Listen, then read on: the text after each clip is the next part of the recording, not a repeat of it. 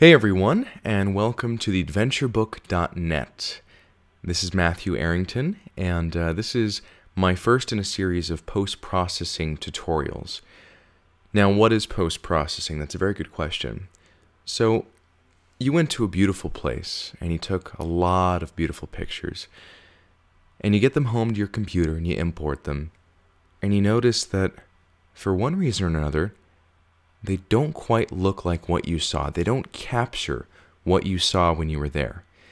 Now, what I want to show you today is a little bit of what I do to bring a photo closer to what I saw when I was there.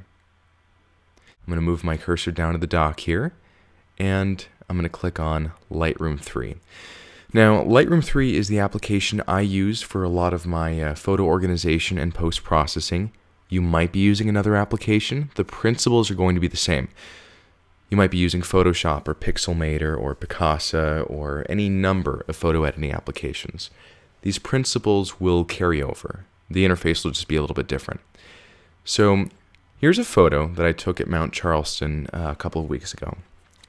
Now there's a lot of problems with it, but I'm going to explain to you where I came from to get this photo and what I'm going to do to take it to what I saw when I was there. That's kind of a convoluted sentence, I know.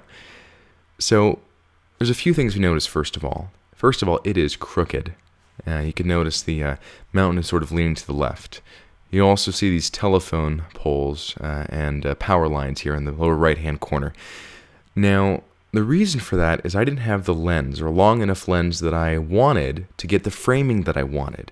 So I made a decision there in the field to just get the photo, then when I get home, I can make the changes. I can change the framing, I can crop to get the image that I wanted. So here's what we're going to do first. I'm going to go to the upper right-hand corner, and I'm going to click on the cropping tool. It's this little rectangle. Again, it'll be a little bit different depending on what application you're using. I just want to show you basic techniques and fundamentals of making adjustments to a photo. Now, the first thing I want to do is straighten it up. Now there's a nice little straighten tool. It says angle. I'm going to go ahead and adjust the angle here a bit. Perfect. Now if you have a more defined horizon, you can actually line this lower line up here, one of these grid lines, to the horizon. But I'm just going to eyeball it for now. Now we also have this little cropping rectangle around the image. What I'm going to do is bring this in a little bit because I want to exclude any parts of the image that don't contribute to what I'm going for, okay? And a lot of times closer is better. That's something that I've learned. That's why I wish I'd had a longer lens when I was here, but no matter, we're going to fix it now. So I'm going to go ahead and bring these lines in just a little bit here, okay? And for this image, I'm going for kind of a symmetrical look, and you'll see why in a little bit. I'm pretty happy with that cropping. I'm going to hit this little close button, and that's going to lock that crop in.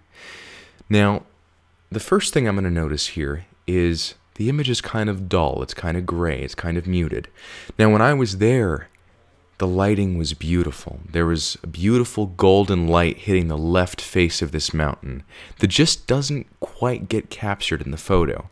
One of the reasons is that I use a format called RAW.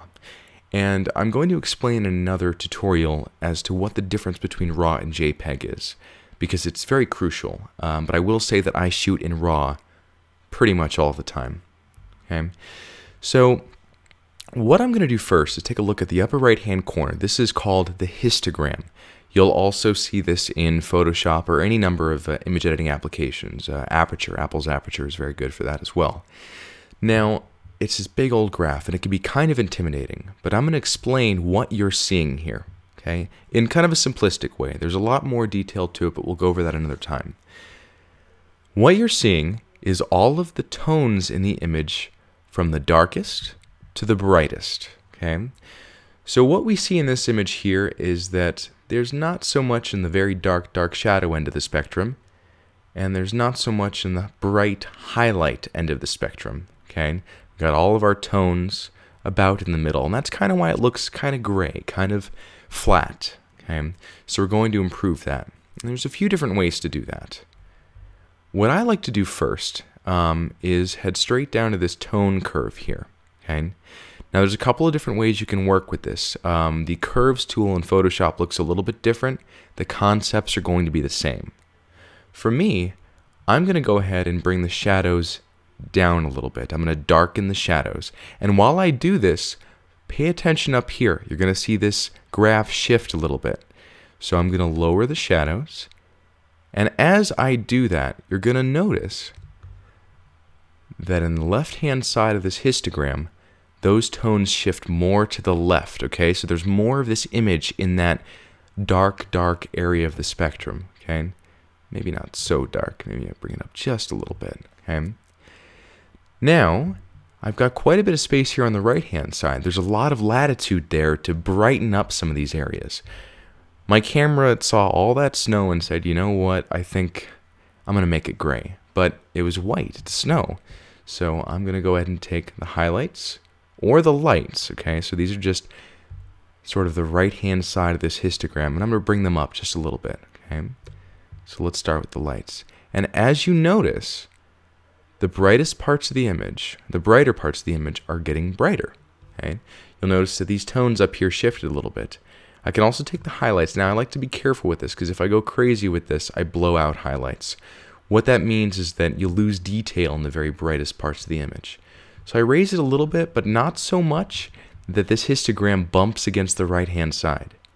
It's important to pay attention to this histogram because on the right-hand side or the left-hand side, if you see anything that crashes into either of these walls here, either the left or the right, that means you're losing data. Okay? It might be an artistic choice, but for the most part, I like to keep everything within the graph. Okay? I don't want to lose any detail, especially with landscape photos. So I've done a bit of that. Now already we can see that the image has a lot more contrast. Contrast is the difference between the brightest values of an image and the darkest values. Okay? Now, the next thing I'm going to focus on is the sky. The clouds are a little bit bright for my taste for the image. When I was there, they seemed a lot darker and more dramatic. And how do I do that? How do I make adjustments to just one part of the image? Well, Lightroom has a cool tool over here called the graduated filter.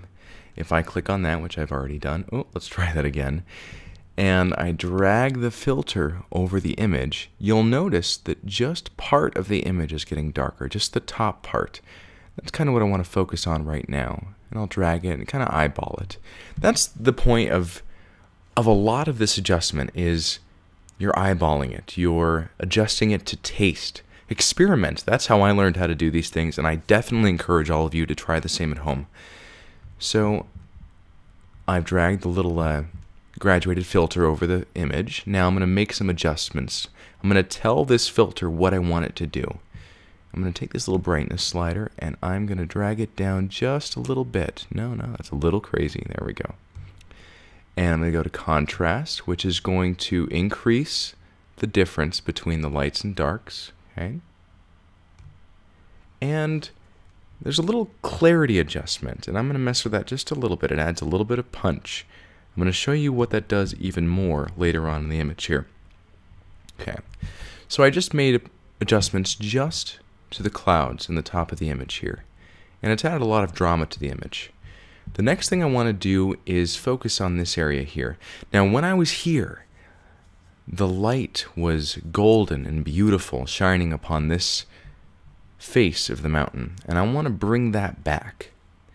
Now, the first thing I'm going to do is hit this little saturation slider. Now, what is saturation? Saturation is the intensity of the colors in the image. Okay? So how bright the colors are, how vibrant the colors are. So I'm going to go ahead and drag this slider to the right a bit. And as you notice now, if I go nuts, it's maybe a little bit over the top. But I'm just going to bring it in just a little bit, just to bring a lot of that color back. Now, if I want to isolate just the orange, just that color, and I want to bring more intensity to that color, I'm going to scroll down here a little bit. And we have Hue, Saturation, and Luminance. And that's a wonderful little adjustment here where I can isolate just one color to make an adjustment to, or just one range of colors to make an adjustment to. Now, I want to increase the saturation of the oranges in this image. So I'm going to go ahead and take this orange slider and bring it up a little bit. Now I can go crazy with it, and it looks a little bit cartoony, but I'm not going to go too crazy. I'm just going to bring it to what I saw. The next thing I want to do is bring up the greens in this image just a little bit. The lovely greens on this side of the mountain that have been allowed to blossom because they see sunlight, as opposed to the snow-covered side on the right here. So the funny thing to notice is that in an image, grass appears green, but generally it's in the yellow color channel. You'll see what I mean. If I go to the greens and just try and adjust them, you don't really see much of a difference to the grass. Okay, I'm going to undo that. Now if I go to the yellow and increase the saturation, you're going to see the vibrancy of that grass increase and decrease. Okay, so I'm going to bring that up just a little bit. Perfect. This is all to taste. Now, I'm almost done with this image, and I'm pretty happy with it, but there's one other thing that I like to do to a lot of my images, and it's an effect here, and it's called vignetting. And what vignetting is it's sort of darkening the edges of a photograph. It's used a lot in portraits to draw your attention to the center of the photograph, or to just one particular area of the photograph. In this image, I want your attention toward the center. I want to get rid of the distractions around it. Alright, so I'm going to drag this slider down a little bit. And if I go crazy with it, just to show you, it does look a little bit fake. But I'm just going to drag it down a little bit. I'm going to increase the feather on the vignetting. And all that does is just make the change from light to dark more subtle. Okay, I'm going to adjust the midpoint a little bit too. Perfect. Now I'm almost done with this image. What I like to do when I get to this point is maybe make one or two small adjustments.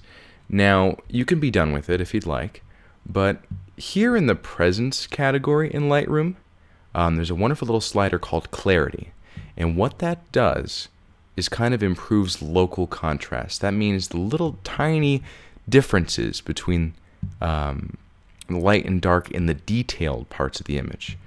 That sounds kind of convoluted, but let's see here. If I drag this all the way to the right, you kind of see the image become a little punchier. If I drag it all the way to the left, it softens out like a watercolor. But I'm just going to bring this in just a little bit to add a little bit of punch. Okay. The last thing I want to do is I notice the image is a little bit dark for my taste. I'm just going to bring up the light part of the image in my tone curve, just to give it just a slight bit more contrast. And there, I'm pretty happy with this image.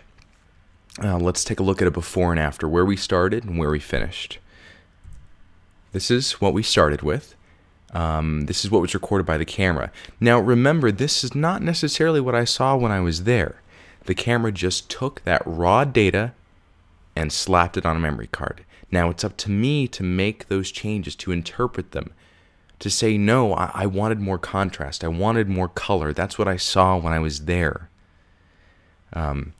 People often ask me if I Photoshop my word, and it becomes sort of a derogatory term to Photoshop something. But really all I'm doing is clarifying it. I'm interpreting it. I'm helping technology create the image that I saw when I was there. And we'll take a look at the after. And one more time, a before and after. I didn't add color, I just increased the intensity of it. Now, this is just one example. These are just basic adjustments you can do. In a lot of my other images, I've done more advanced adjustments, which I'll cover in other tutorials. Well, there you have it. Hope you learned a little something. Let's take a look one more time at the photo with a nice black background to kind of get rid of some distractions. Okay, and a before photo and an after. You see, with a few basic adjustments, I turned a photo that didn't quite live up to my expectations into something I really like. And hopefully you can do the same with your photos.